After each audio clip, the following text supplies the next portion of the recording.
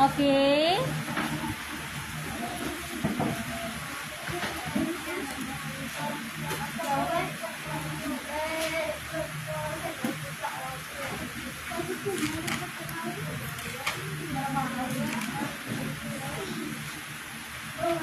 So last time you were asked to answer the activity on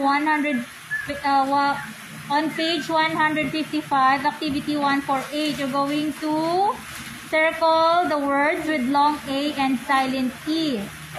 Now you're not. Yeah, you're done with this one, but it's not checked yet, right? Okay, we'll continue on page 156.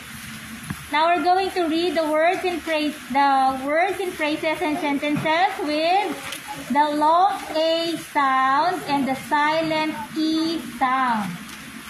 After me, all together, letter A, read the phrases. After me. Came late.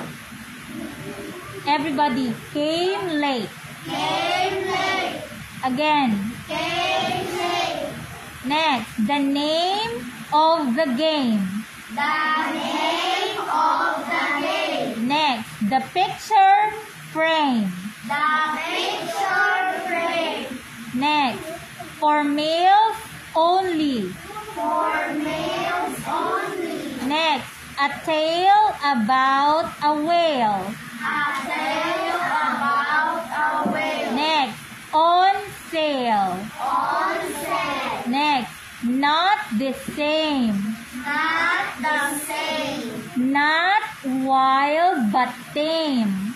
Not wild but tame. Burst into flames. Burst into flames. Tail fish. Tail fish. Is to blame. Is to blame. Okay, so these are all words with the long A sound. Can you give me the words, class, with the long A sound in the phrases that you have read? Can you give me one? Yes, Cassandra. Very good. Came. It has A, came. Sophia, bulaan talagang ko representative ng kalyas na ligad or representative in kami grade 4.